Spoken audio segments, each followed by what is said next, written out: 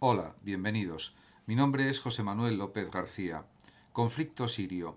La guerra en Siria ya dura muchos años, 8 años y pico, casi 9 años. Y no se ven visos de que vaya a finalizar, porque hay un conflicto político de grandes dimensiones en el que están involucrados países como Estados Unidos, Rusia, por supuesto Siria, Turquía, Irán, Arabia Saudí y otros países cercanos. Realmente tendría que intervenir la ONU de alguna manera con cascos azules o con otros procedimientos y tendría que intervenir, diríamos, la comunidad mundial para parar esta guerra que está causando millones de refugiados sirios en Turquía, unos 4 millones aproximadamente, y que, diríamos, sigue perjudicando a los propios sirios, por supuesto, a la estabilidad en la zona y está causando muchas muertes, heridos, etcétera. La escalada de violencia continúa. Más de 30 soldados turcos han muerto por un bombardeo ruso o sirio. Rusia ha enviado más buques de guerra a las costas sirias. Por otra parte, Erdogan ha dicho que no va a poder parar a los migrantes que quieren pasar a Grecia a través de Turquía.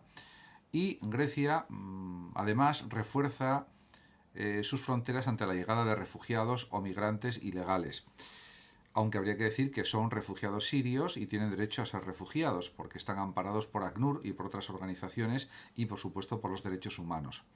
Por otra parte, Moscú asegura que sus fuerzas militares no tomaron parte en el ataque en el que murieron 34 soldados turcos y culpa a Ankara de estar donde no debían.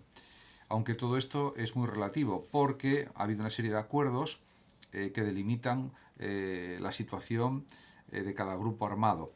De hecho, también se puede decir que hay grupos de sirios refugiados en Turquía que comenzaron ya a desplazarse hasta la frontera con Grecia tras las noticias sobre la posible apertura ordenada por el gobierno de Erdogan. Y Erdogan, a su vez, abre esta posibilidad de desplazamiento a Grecia a los refugiados con el fin de solicitar el apoyo de la Unión Europea en su postura respecto a Siria.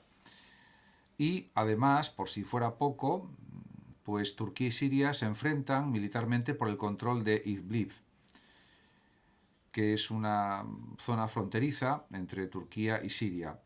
Además, también dice el gobierno de Ankara que ya está acogiendo pues, a cerca de 4 millones de refugiados sirios en su territorio, con lo que esto supone. Además, Erdogan ha dado de plazo hasta este viernes para que el régimen sirio se retirara a la línea del frente pactada en el año 2018 por Rusia, Irán y Turquía. En caso contrario, advirtió el presidente de Turquía, Erdogan, el ejército turco atacará al régimen de Al-Assad en todas partes. Esto lo único que hace es recrudecer la guerra ya existente desde hace más de 8 años. Por otra parte, en los acuerdos de Sochi del año 2018, las partes se comprometían a respetar una suerte de alto el fuego del que quedaban excluidos los grupos terroristas y que para Damasco realmente lo son prácticamente todos los que se oponen al gobierno de Al-Assad. Como se puede ver, es una situación muy compleja, muy complicada, una especie de avispero de intereses y de conflictos militares, lo que se puede observar en la guerra civil siria, que es un conflicto bélico iniciado en Siria hace pues ya bastantes años, tras las protestas gubernamentales o antigubernamentales de 2011 que derivaron en enfrentamientos entre las Fuerzas Armadas del país y la denominada oposición siria, que incluye varios grupos terroristas. Fue la primavera del año 2010-2011, la primavera árabe. Posteriormente, todo esto se transformó en un conflicto internacional de varios países, incluidos las dos mayores potencias mundiales respecto a las armas nucleares, como son Estados Unidos y Rusia, y los rusos apoyando al gobierno de Al-Assad y Estados Unidos intentando eliminar el Estado Islámico, que prácticamente se ha conseguido casi del todo, por lo menos en Siria. Todo esto plantea una serie de problemas tremendos y a todo esto hay que añadir que la oposición siria al gobierno de Al-Assad, apoyada por Estados Unidos, por Turquía, por Arabia Saudí y por otros países, está manteniendo esa guerra civil en Siria. Además, también las organizaciones internacionales de ayuda humanitaria han acusado al gobierno sirio al Estado Islámico y a los grupos rebeldes de violaciones graves de los derechos humanos y de muchas matanzas. ¿Habría posibles soluciones a este conflicto bélico de Siria que se extiende por más de 8 años y pico?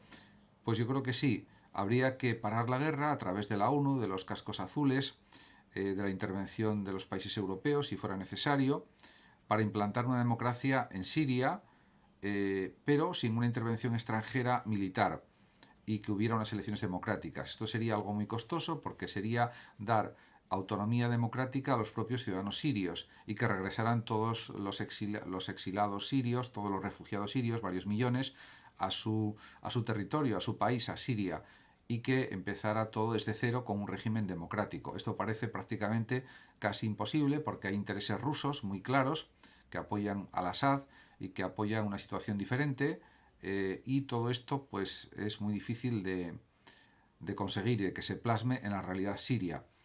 En cualquier caso, yo creo que la Unión Europea podría hacer más de lo que hace, la ONU podría hacer más de lo que hace también, y otras organizaciones internacionales. Si siguen así las cosas, pues la guerra se seguirá prolongando con más muertes, más heridos, más matanzas, más bombardeos, y esperemos que no se extienda el conflicto a otras zonas limítrofes de Siria, y que eso no abarque pues una guerra más amplia en todo el Oriente Medio, el Oriente Próximo, que pueda derivar en otros conflictos añadidos. Esperemos que esto no suceda y que al final se logre la paz en Siria, porque millones de sirios no se merecen esta situación infernal que están viviendo. Muchas gracias a todos por su atención.